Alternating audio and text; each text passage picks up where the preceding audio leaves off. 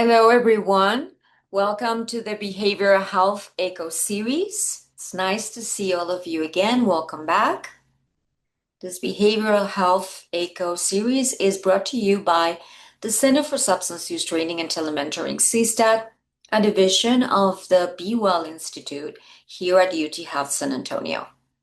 My name is Andrea, and I will be facilitating this session today. But before we start, I want to remind you that this session is being recorded for later distribution, and it will be available at our Be Well Texas YouTube page.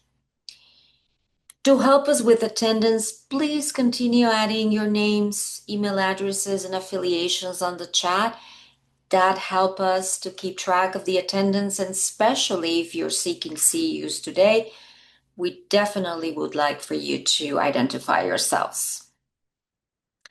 And in today's session, we have a very special person as a presenter, someone who's very loved here at the Be Well Institute. His name is Aaron Ferguson. Welcome, Aaron, to Behavioral Health. Nice to see you again. My And after pleasure. he presents his didactic on cognitive bias, we are going to be opening the floor for your questions for Aaron and all the discussion around cognitive bias, of course. And then in the second part of the session, as usual, we're going to have Dr. Antoine is going to read the form and is going to discuss briefly a case. And then we're again opening the discussion to allow you guys to give your takes and your perspectives on this case. So we're going to start with some introductions from the hub. Dee Stout, welcome to Behavioral Health. Good morning. Thanks, Andrea. And good morning, everybody. I'm Dee Stout. I am in foggy-ish Emeryville, California. This is what our summer looks like. Although our real summer, the hot stuff, begins tomorrow. Apparently, we're going to go up 10 degrees already. So it should be a glorious weekend here. I am in private practice in Emeryville, although it's all done on our little screen these days, basically, where I work with substance use disorder and other behaviors. And I have done that for nearly 40 years now. I'm also adjunct associate professor in the education department at St. Mary's College in Moraga, California. A bunch of other things, it doesn't matter. Thank Glad to you, be Dee here. Dee. All right, enjoy the weather then. Yeah. Leslie, welcome to Behavioral Health. Thank you. Hi, everybody. I'm Leslie Manson. I am a licensed clinical psychologist. My specialty is in integrated behavioral health care, and that's implementing behavioral health and substance use services all within primary care and medical health settings as well. My background is that I've been a director for behavioral health and executive officer throughout the FQHC healthcare system, and I also serve as a director of integrated healthcare initiatives at Arizona State University. So thanks, everybody. Thank you, Leslie. Dr. Antoine. Hello, everyone. Dennis Antoine, a psychiatrist out in Baltimore, so on the other coast, working at Johns Hopkins Baby Medical Center. I work both with pregnant individuals that use substances and also unhoused individuals. Been here for about 20 years now, originally from DC. But great to see everybody. Thank you. And we want to welcome Elisa Medellin. She's going to be joining us as part of our hub of experts here at Behavioral Health. Elisa, welcome to the group. If you Thank could you. please briefly introduce yourself. Thank you. Yes, absolutely. So my name is Elisa Medellin, and I am an LPCS. I'm with UT Health, and I work with the Strong Start Training Initiative. So I'm working currently with people, veterans who are struggling with PTSD. So that's my area of expertise. I also have a history of working with people with severe mental illness. So in helping other people learn how to actually implement evidence-based treatments. Thanks, Thank guys, for having you. me. Thank you so much and welcome. Welcome to Behavioral Health. And Aaron, if you could briefly introduce yourself for some of us who don't know you. I know you very well, but some may not. And you can start with your didactic presentation. All right, I may as well go ahead and share my screen here. Can everybody see that? Yes. All right, thanks so much for having me again. I may have interacted with some of you on the harm reduction echo. I always appreciate these opportunities to just share knowledge together and to really just learn together. I've learned so much from this process. But I'm Aaron Ferguson. I'm on the leadership team of National Survivors Union. I work in methadone advocacy there. We're a group of national directly impacted advocates for the health of people who use drugs. And I'm a national harm reduction coordinator with Community Medical Services, which is a national provider of methadone and buprenorphine in many different states. And so I'm working to implement harm reduction services and access to harm reduction supplies and services there. Aaron, could I ask you to turn up your volume a little, please? Thank you. Absolutely. Thank Can you hear you. me any better now? Much better. Thank you. Sure. I also produce a podcast about drugs and the people who use them called Narcotica Podcast. And we've had a lot of folks on the show there. It's been a lot of fun learning from different people in the harm reduction community, but also just people who have lived this work, and we can always learn a lot from that. I come to you today with a topic that's very interesting to me based on my own personal experience. Some of you may know that I was born and raised in an extreme religious cult called the Children of God. My parents were co-founders and leaders of the group, and so I was raised in a very extreme environment around people who had very extreme beliefs. And so I experienced firsthand the effect of what can happen when people's beliefs are not aligned with reality, or when people have a faulty or unreliable process for creating and developing beliefs and determining what's true. And so I became interested in better understanding that. Once I started working through a lot of the trauma that I went through growing up, I became very fascinated with trying to understand why people believe the things they believe. Instead of just being angry about it, actually trying to understand that and trying to understand what the solution to that is.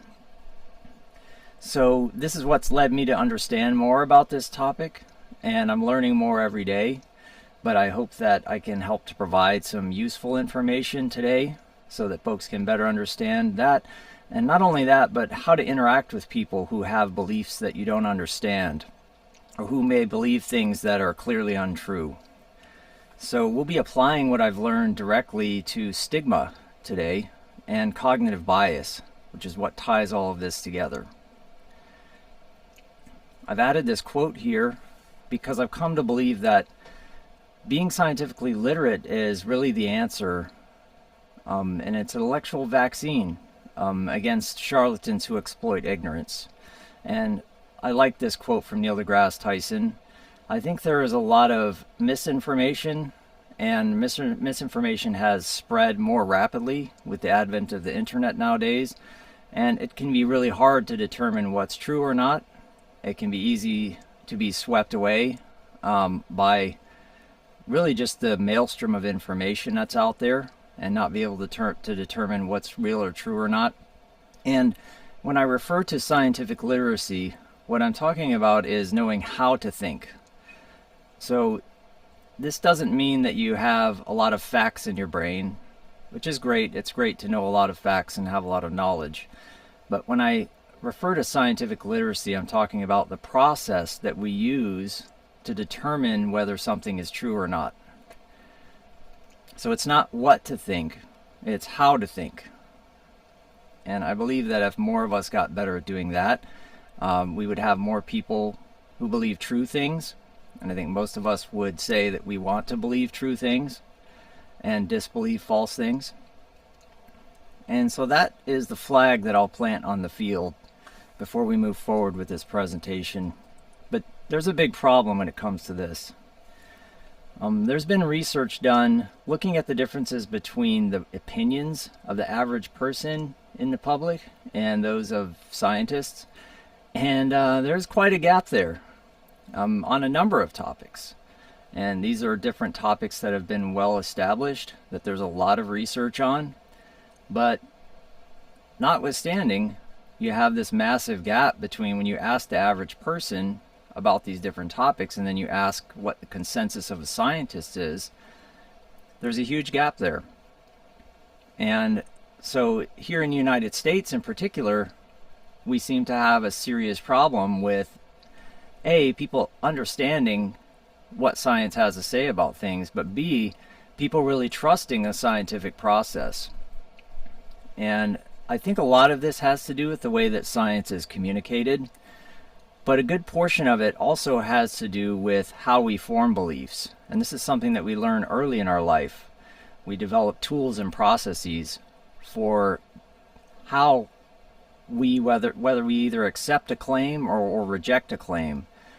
And so that's what's important here.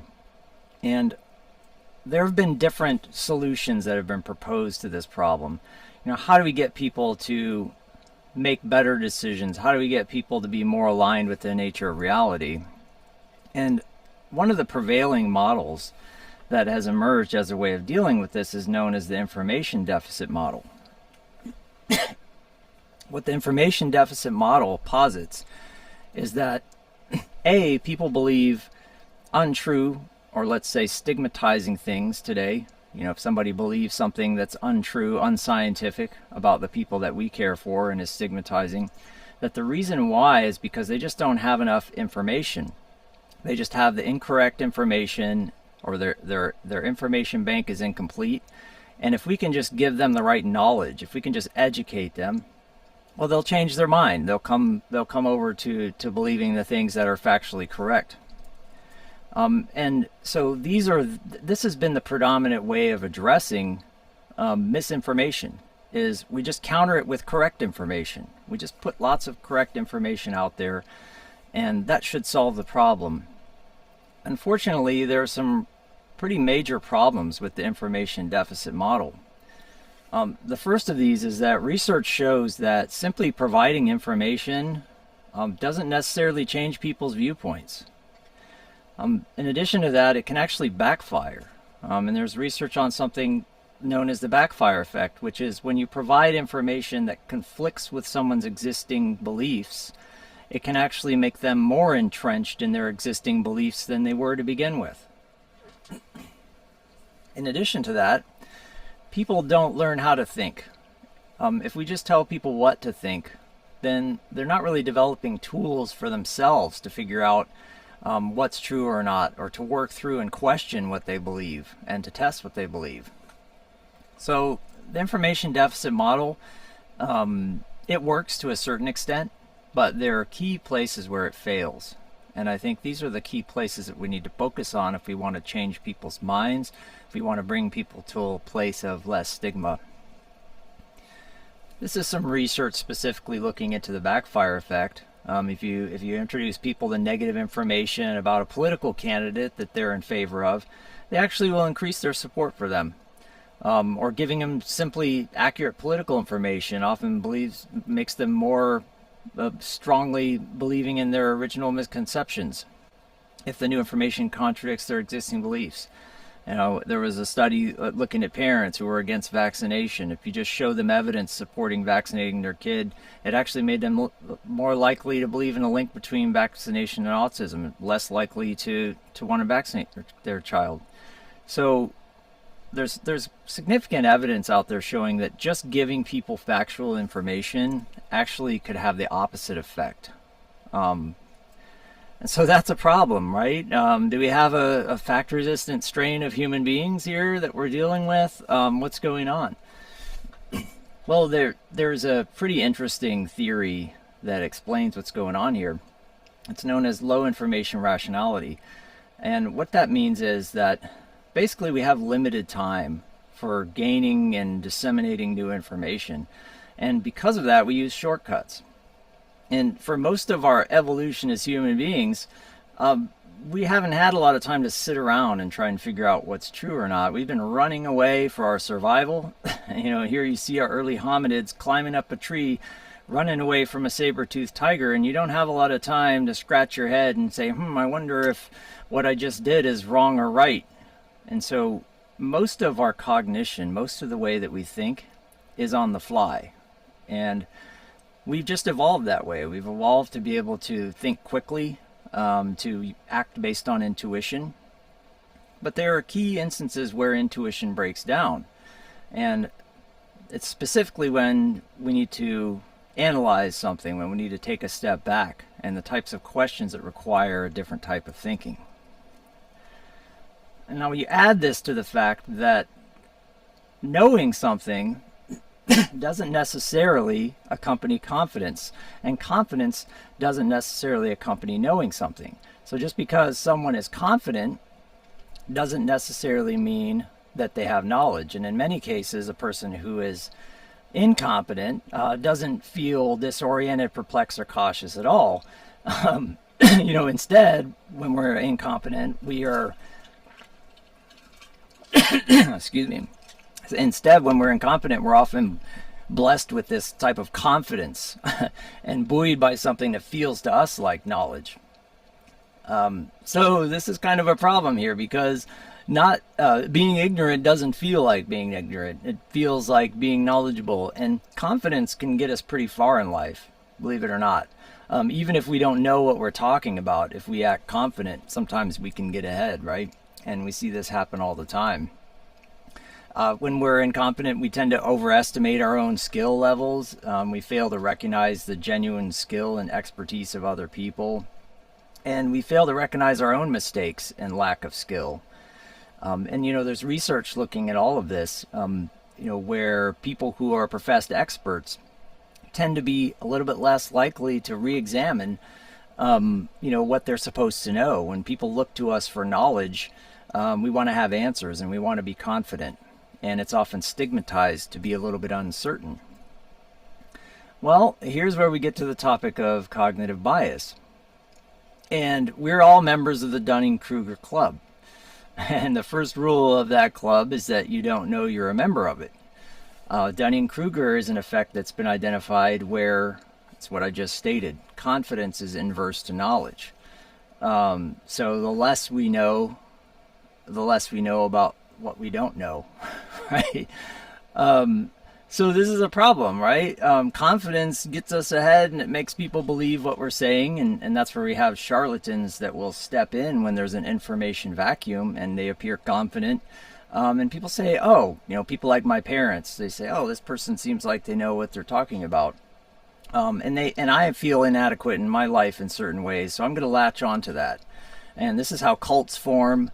But it's also how people adopt stigmatizing beliefs about the people that we care for. So don't be part of the Dunning-Kruger Club. Well, we can't help it. We all are. If you don't think that you have any cognitive biases and if you don't think you're part of this club, take a brief look at this. This is a codex of just the ones that we've identified. There's a lot of cognitive biases out there, and I guarantee you some of these are running on your wetware.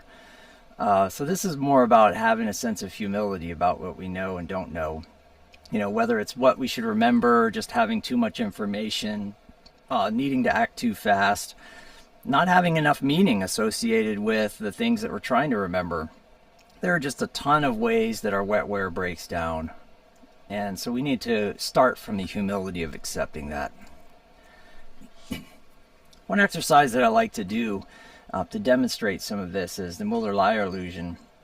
And if you ask people to take a look at the 3 lines here on the page, and which one of them is the longest? Just taking a brief glance at it, most people will say the middle line is the longest. It definitely looks to be so. But if you really measure them, they're all the same length. Now, this isn't just a parlor trick. There's actually some pretty interesting mechanics going on behind this and why we perceive the middle line to be longer. The main reason for this is that when we look at a given situation, our brains are tuned to go based on the periphery. And that is a mental shortcut. It takes a lot more mental energy to go in and compare the intersections of lines individually with each other than it does to look at all 3 lines at once based on the information on the outside.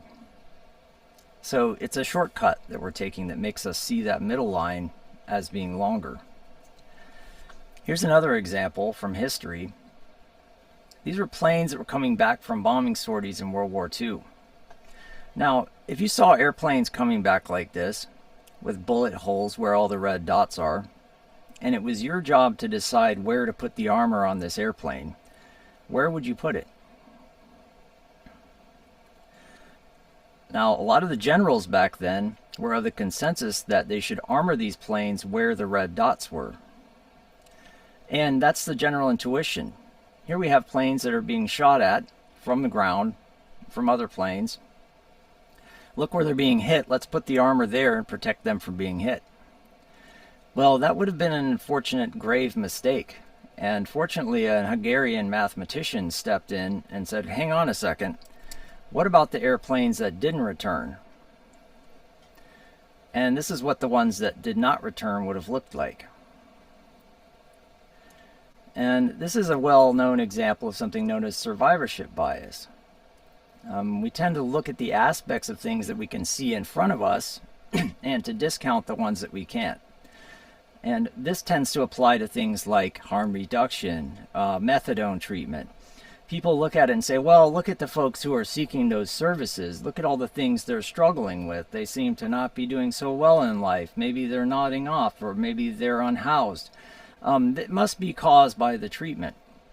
Or things are not getting better. Why do we continue to help these people? But what's being missed out there on is the whole group of people who didn't even make it. What we're looking at, and the folks that we're judging based on how they appear, and the bullet holes, metaphorically speaking, those are the survivors. And so what we really need to be focusing on is the other population, right?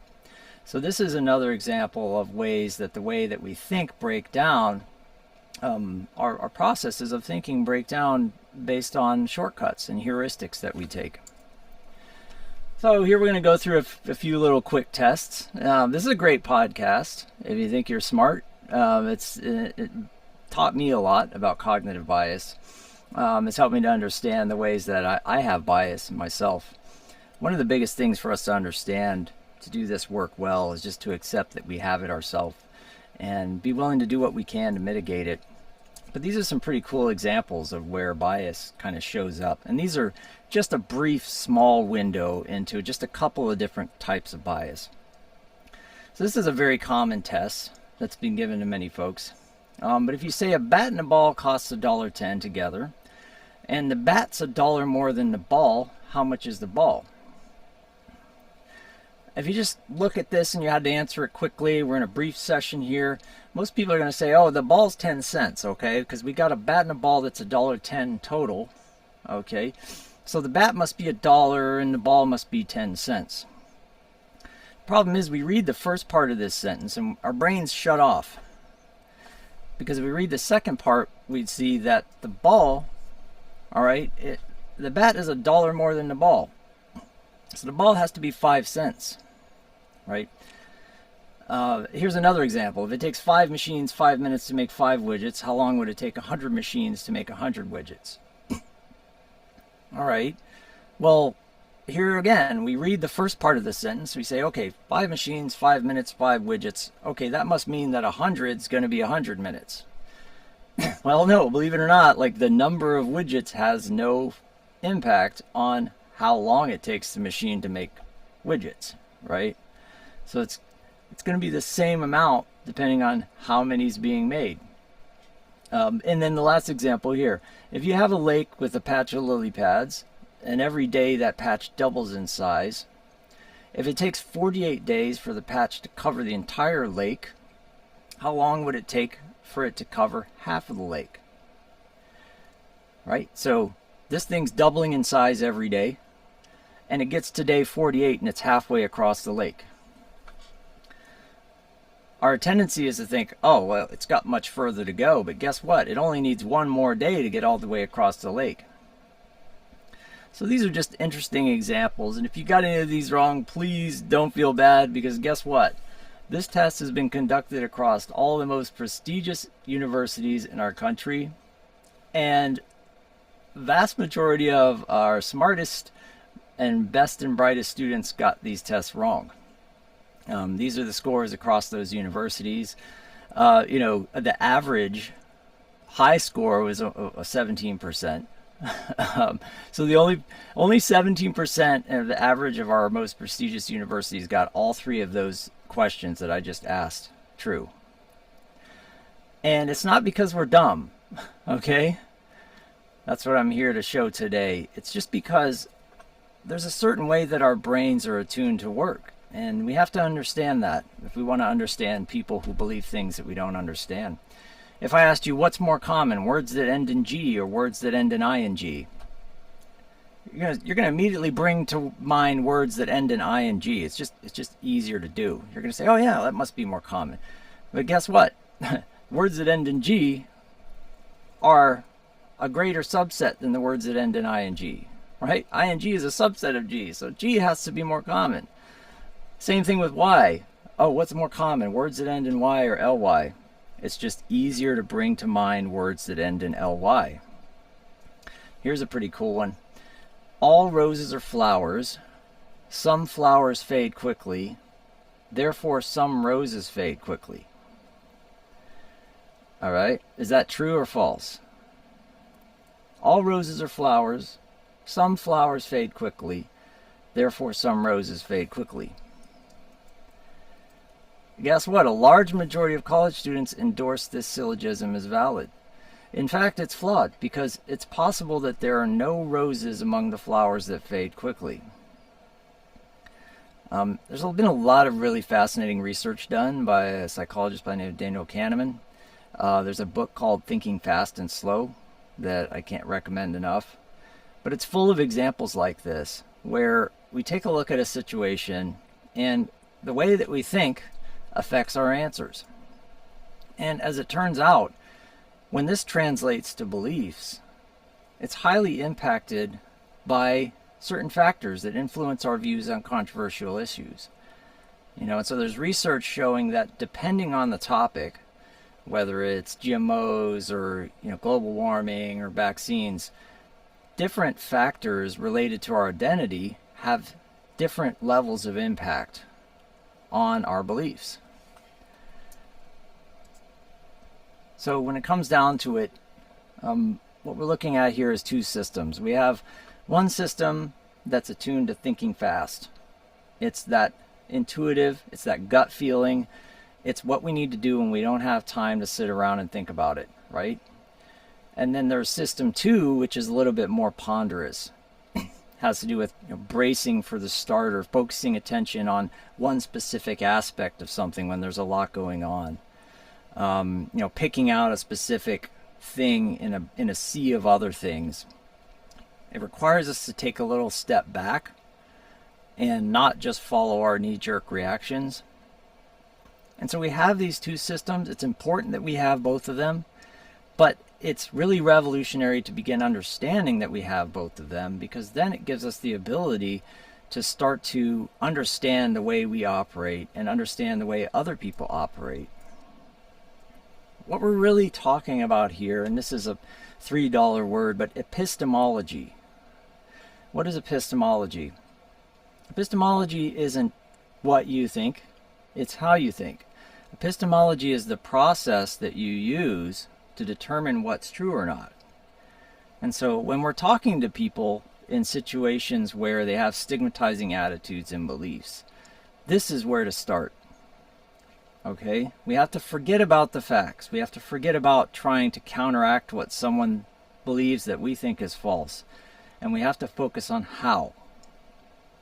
And that can be a little bit hard because our gut instinct is to correct misinformation. Our gut instinct is to say, oh no, here, let me show you the evidence. Let me show you why what you believe is incorrect. But it's going to do nothing if the process that the person is using is unreliable.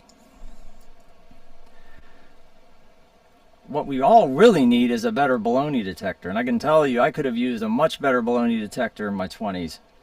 But there are really questions that we could be asking about any claim that's made that would help us to more reliably determine whether they're true. I would encourage anybody here to go to skeptic.com. There's a great baloney detection kit here.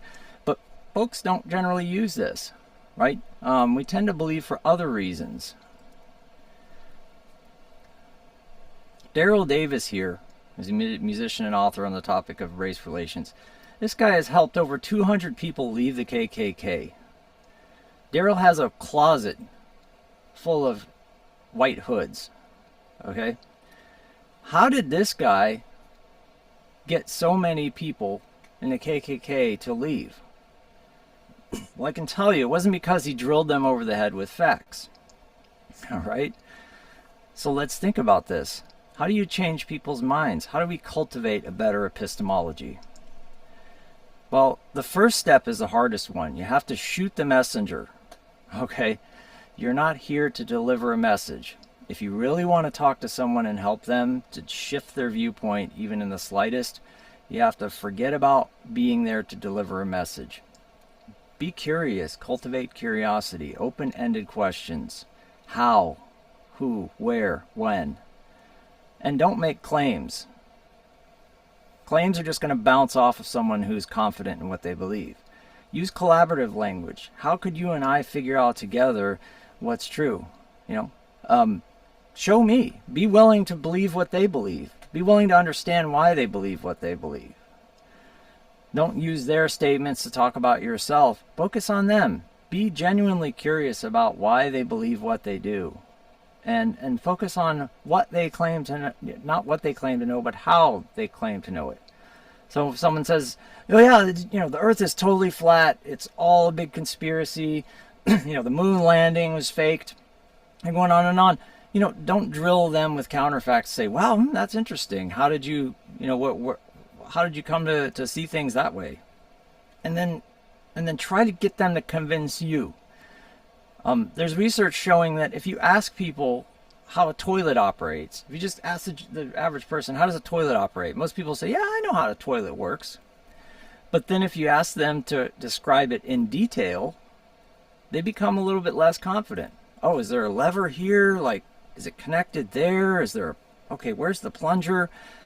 The very act of asking someone to be more specific about what they claim to know can often produce a little bit less confidence.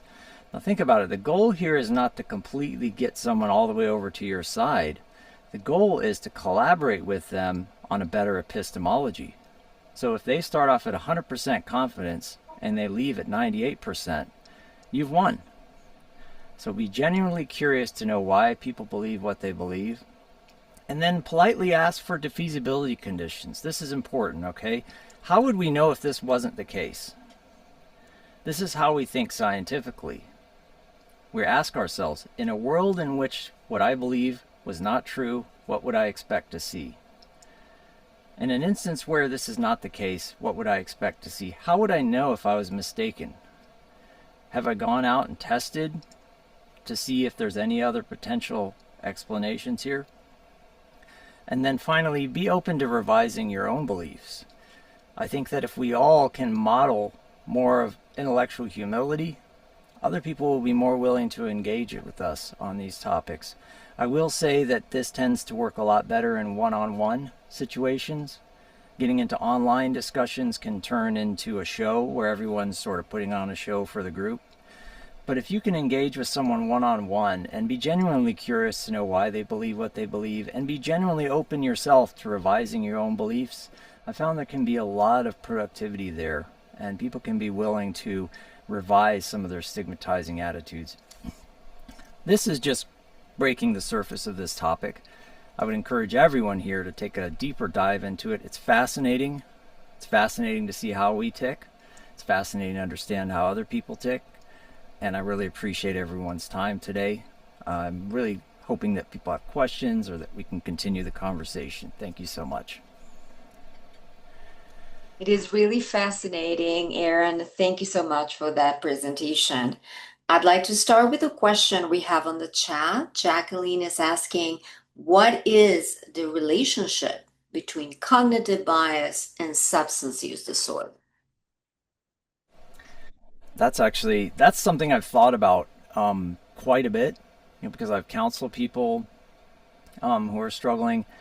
I think that it's really easy to develop a distorted map of reality. And we have something called confirmation bias. And this is something we all have. But what's cool about it is that what we call addictive behavior or substance use disorders a little bit more part of the human experience and a little bit less pathological, because we all have ways that we sort of surround ourselves with information that confirms what we want to be true. And that's sort of what a substance use relationship is. It's often a direct, it's often an indirect way of dealing with an emotional difficulty. So when my boss slams a stack of papers on my desk, says I need this by the end of the day, instead of negotiating with them, I'm going to say, well, I'll go have a drink later. And then I start feeling better immediately, even though I haven't drank. So it's often an indirect way of coping with the difficulty. And if we can see it that way, as a form of cognitive bias, but also acknowledge that we have our own. We've been conditioned for many, many years to think about drugs and the people who use them in stigmatizing ways, to think about people who struggle with substance use as less than. So it's all around, right? I think that this general understanding can help us to more humanize the people we work with. I could talk for hours on that. That's a great question. Thank you so much.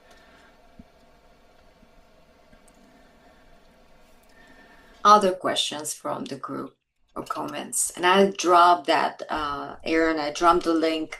I dropped the link for that book that you're recommending about thinking fast and slow. Yeah, I also would highly recommend How to Have Impossible Conversations by Peter Boghossian. Some of the steps that I outlined on the last slide there are from that book. I'll pop a link in the chat. There's so much to be learned about this topic, and I'd love to hear from other folks on it as well. Dr. Leubner.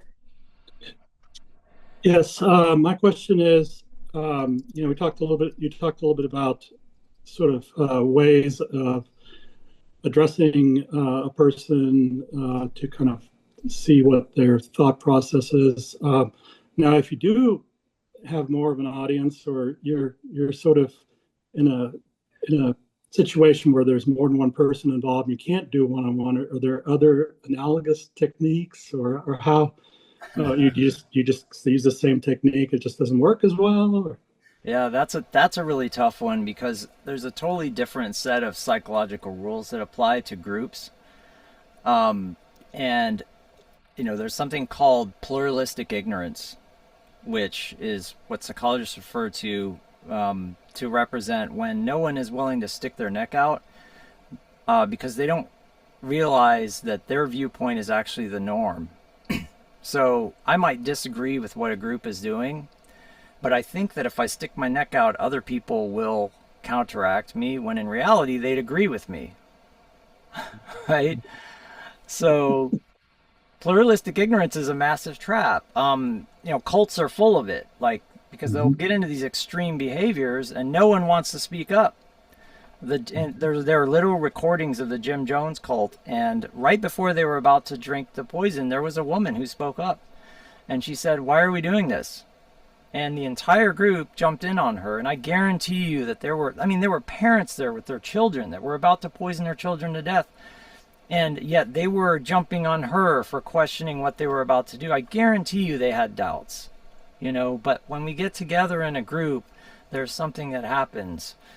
I think that it's actually different. It's actually important to counter misinformation in a group, because it's a little bit different. You have other people who are listening, and it becomes a contest. When you see a political debate, it's not about getting to the truth. It's about which guy won, which guy got into most jabs.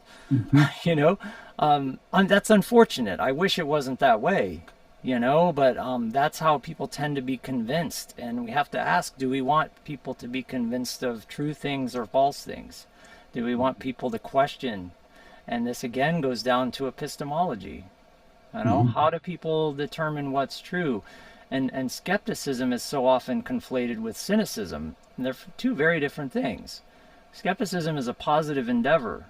It is genuinely wanting to believe true things and disbelieve false things, and being willing to do whatever you have to get there. It's not shooting everything down or having such a closed mind that you can't examine anything new. It's just not having such an open mind that your brain falls out. So anyway, that's a great question. I appreciate it. Thanks. And I have here a question from Adrian Burton. Adrian, would you like to unmute yourself and tell us a little bit more about this? Adrian Burton. Sure. Hold on, I can actually turn my camera on too. Thank you. I'm curious how something that stood out is as you were talking about the idea of teaching people how to think, and our systems are not really set up to do that. So I'm wondering if there are some just sort of introductory ways of, I specifically work with people in recovery too, and cultivating that skill of how to begin thinking rather than just sort of taking in information, because a lot of the approach in some recovery settings can be just, well, if you know what this is going to do to you, then you'll make a different decision. And that's Yep. not the case. So I'm just curious about ideas you have around cultivating that skill of how to think.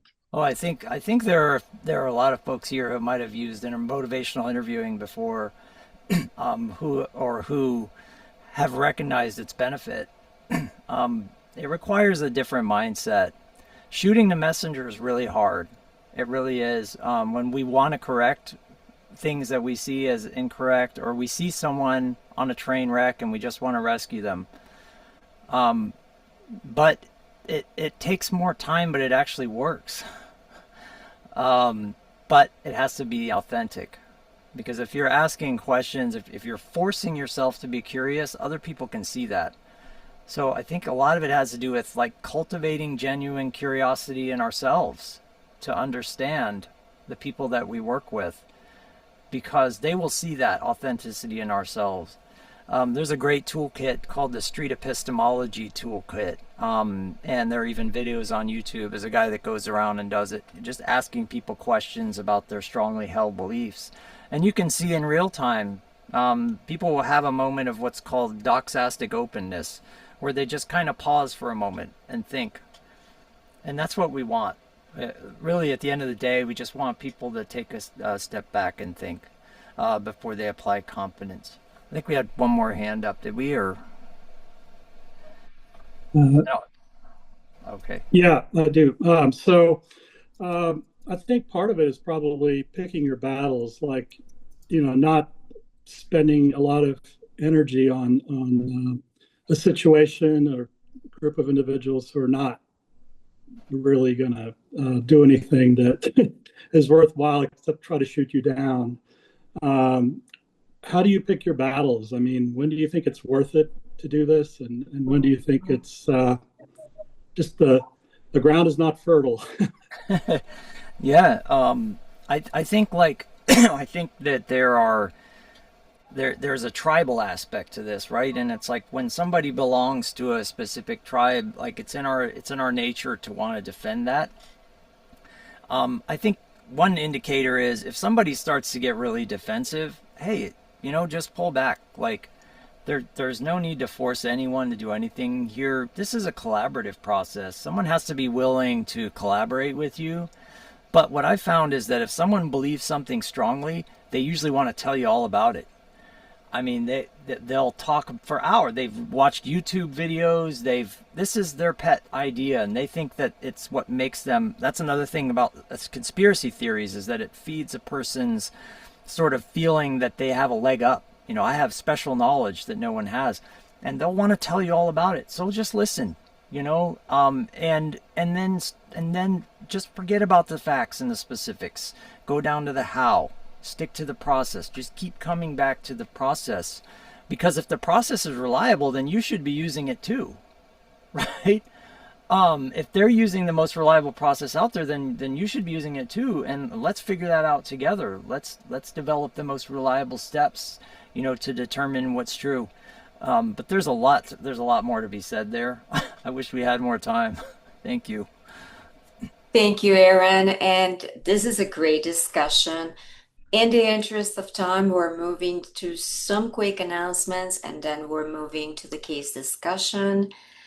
And please remember that to claim your CEUs today, you must answer the post-session survey.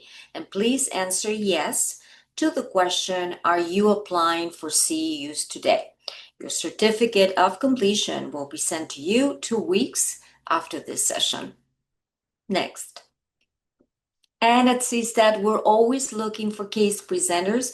Why? Because we believe that knowledge should happen in real time with real cases, real scenarios. We make it very easy for you. We'll give you a form to complete, and that's it. So if you want to present a case with us, just send us an email at cstat@utesca.edu. Next. And CSTAT offers free technical assistance if you need any support from us for anything related to substance use or substance use disorders, whether it's support with cases, organizational challenges, or connections with other organizations in the community. Just go to our page and complete the TA form request, and someone will reply in 2 and 3 days after that. We're sharing with you the link where you can find the TA form request. It's a free service for all of you. We would love to see you using it. Next. And the Texas Substance Use Symposium is back. Please save the date. Is March 2 and 3 here in San Antonio at the Henry B. Gonzalez Convention Center. More information on our webpage. We're going to be updating the information there on the page all the time. Great speakers, great opportunity to network with other people in the field. That's March 2 and 3 here in San Antonio. We'll see you there. Next. And next month in this space, we're going to have Dr. Dennis Antoine talking about risky substance use in the older population. That's Friday, September 26th.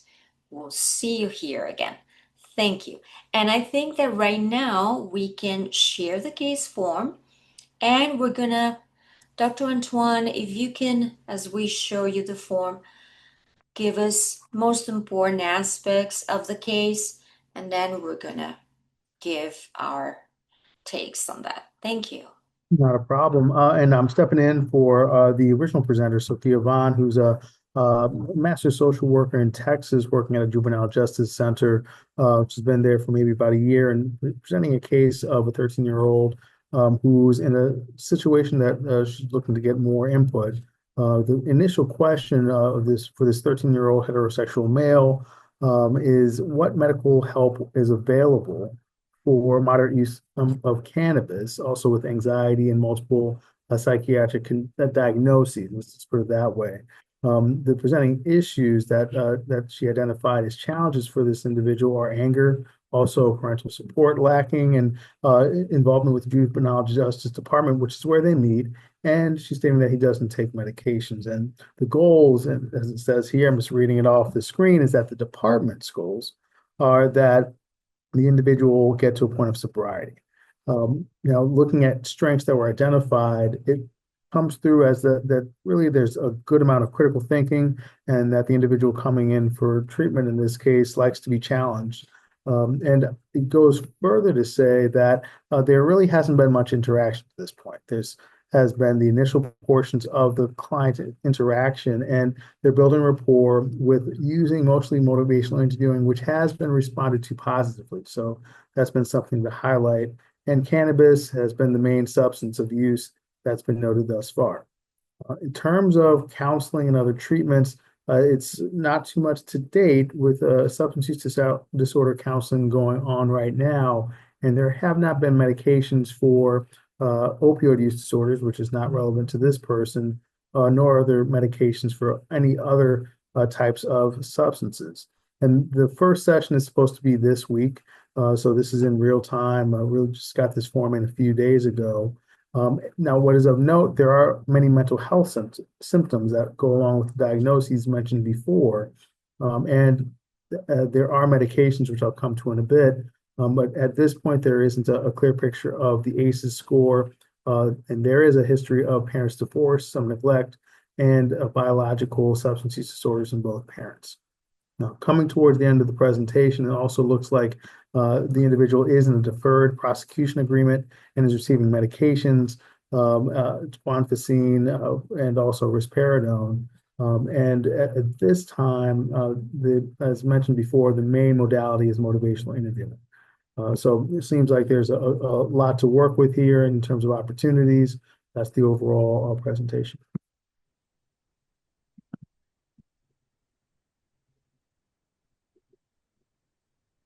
Right. So And I'll use something from the presentation. Don't shoot the messenger here. I'm just presenting for someone who's passing along the information. thank you, Dr. Antoine. So let's I guess hear I have a some question ideas. about that case. So is there anything that's not working here, or is it just going smooth? And Well, I think what we all discussed before is that there hasn't been enough tried to say that it's not working yet. And as you saw, there were a lot of no's in terms of what hasn't been tried yet. It seems what is working is motivational interviewing, which is good. Medications, I think that's where there are a lot of question marks there, even for myself as a psychiatrist, and other prescribers might have the same thing. So that's where the biggest question mark is. What's up with the medications?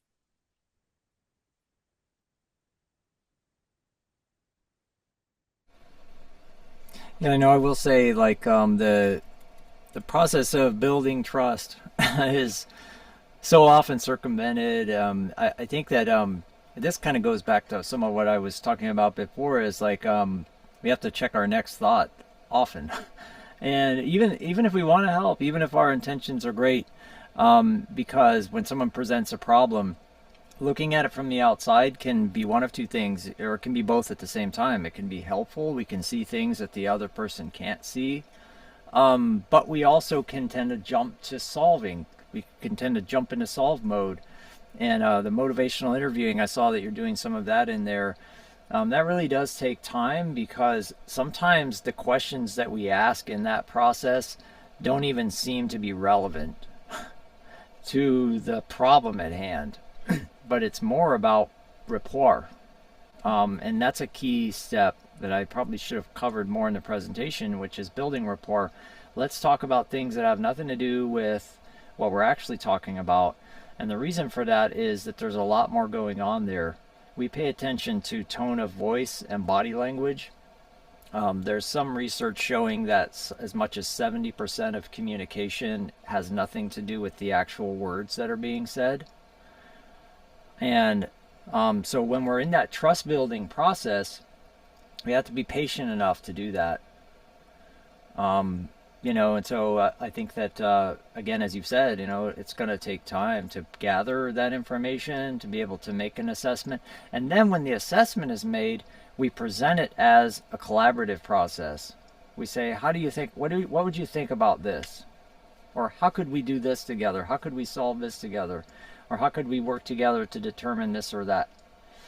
Because the people that we work with have superpowers in themselves, and we're not there to save them. We're there to give them the tools to save themselves, or help them to cultivate the tools that they already have to save themselves. That's just general information. I hope it's helpful. Aaron, if you don't mind, I'm going to kind of piggyback off of what you were saying. This person is what, 13 years old, right? And oftentimes 13 years old youth, they're not being heard, right? They're not being listened to. So I think I agree with Aaron, giving that space, that respect, right? Being curious, wondering, spending that valuable time developing that rapport. Because as Aaron mentioned, yeah, oftentimes that in itself is the intervention, right? Using that time ahead of time to figure out what is it that we're gathering here? What is it that I need to know? Even though I might only be able to have a little bit of time with this person. Dee Dee. Yeah, thanks. One of the things that we talk about in MI is this idea of having a competence worldview of people or a deficit worldview of people. And if you come at it with that deficit, that's the old crack the head open, shove all this information in, put the head back together and send people out because they just didn't know or whatever it is. And saying that is so ridiculous. We have the best educated group of drug users today ever in the history of mankind. So clearly that hasn't worked. So there's something else going on. And part of with MI, it's that spirit of treating people as if they are competent because they are competent, and having to come from that kind of place, what we call the spirit in MI, but having that kind of respect and that kind of humility to ask questions like, clearly this is doing something for you. Tell me a little bit about that. What are the good things about it? What is it helping you with? And those very things that I was trained at the hospital eons ago to never talk about. Yeah. So thanks, Aaron. I really Yeah. appreciate those comments. Yeah, that's great. I think that if something's true, it's going to reveal itself. The truth doesn't need us to promote it. Sooner or later, folks are going to figure it out. If it takes 100 generations, we'll figure it out. So the truth doesn't need us, right? It's there. And if something's true, we don't have to teach people what to think about it. We just have to give them the tools to find it. Right? Erica Robertson, do you want to elaborate a little bit more about what you wrote here on the chat? If you could unmute yourself. Erica.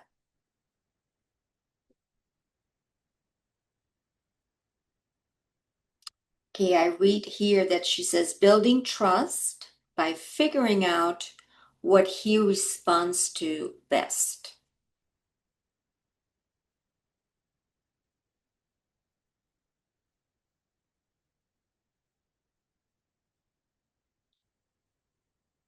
I see also in that case form something that it's interesting to me. It's called something like oppositional disorder. Leslie, oppositional disorder. Oppositional Yeah, defiant disorder. yeah. Could you talk a little bit more about that? Any of you, Leslie, for instance? Sure, I'm happy to. One is, I think one of the main recommendations that it should be also kind of put forward here is to do a review of these diagnoses and not move forward with the assumption that those are all valid and true. To start with an open presentation, as Dee Dee and others have all been saying with this person, and really listen to this person and learn from their experiences. That's truly ultimately how we're going to learn the most related to what is happening with this person and how they are experiencing life every day, and then being able to then identify the best interventions that this person is aligned with for their goals for their future. When we look at oppositional defiant disorder, it is a DSM, a very specific disorder that is often characterized by aggressive acts and destructive behavior at times.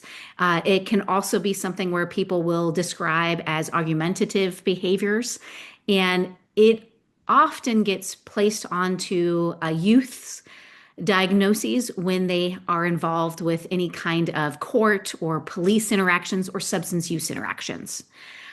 Now, I do want to say that any and all formal diagnoses should be completed after a complete formal diagnostic evaluation, which rarely anyone ever has, in which case it also is required to have observations in that youth's multiple areas of their life, right?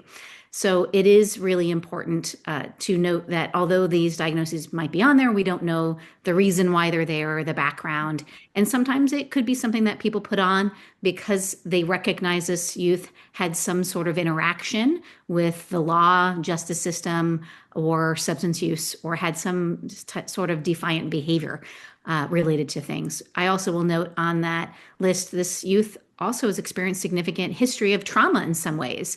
And so that was kind of noted, but not yet really dived into to understand what this person has gone through. So that also can complicate these diagnoses, and it might be more related to their lived experiences than really an actual diagnostic criteria being met.